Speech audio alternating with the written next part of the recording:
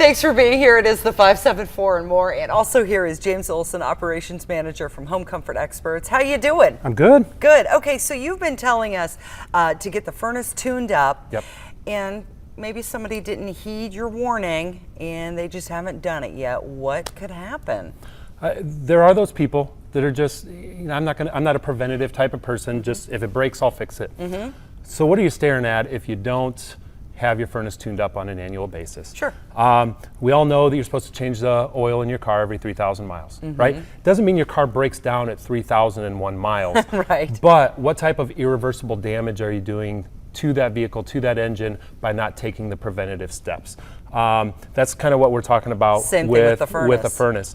Do you want to replace your furnace every 5 to 7 to 8 years, or do you want it to get 15, 20, 25 years? That's what that preventative maintenance can do. Okay. So I brought a few props, and maybe we'll talk about what kind of breakdowns you can expect due to lack of maintenance. Okay. We always just say get it maintained, Yeah. but this kind of explains why. Sure. Start with the most common breakdown on today's furnaces. This is a flame sensor. Oh. This flame sensor sits in front of the last burner to light, heats up, Yeah.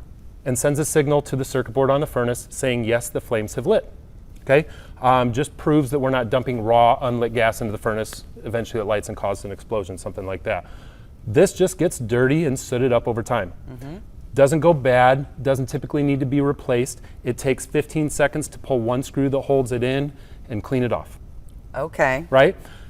A very simple step of a maintenance that can leave you with no heat on Christmas Eve during a polar vortex. Now you've got to pay a trip fee that's $100, and you have to pay the fee to have it cleaned and that sort of thing, and it's part of your tune-up. In fact, just your trip fee and what it costs for a technician to pull this and clean it, and your little service charge that you're going to have is more than your maintenance would have been. Right. So just have the maintenance done. So while we're on that subject, here is a burner.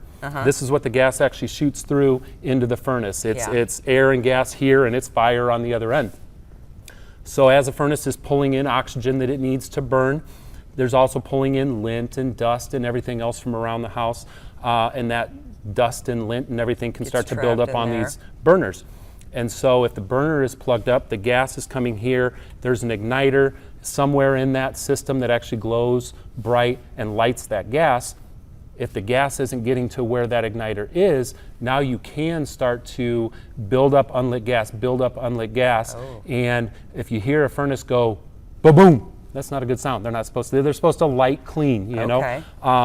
I have heard stories of furnace doors blown completely across basements. That sounds dangerous. I've seen with my own eyes a furnace door bent at a 45-degree angle, and the customer said, I don't know what happened, it just went boom. And it was literally just a lack of maintenance. These get pulled out, washed out with hot soapy water, or brushed out, kind of whatever they need. Clean. A simple breakdown that could have been prevented. And the technicians know where these parts are. A drain trap. Most of today's furnaces are condensing high-efficient furnaces. All of the moisture that's created in that furnace as you're going through the combustion process fills into this trap and then drains out. Again, you've got gunk and stuff in the air that's eventually going to plug up. This plugs up, water builds up into the furnace, chokes the furnace out, shuts the furnace down. Simple thing to clean on a tune-up can be costly. And how much time did you miss from work? Just the headache of going through it.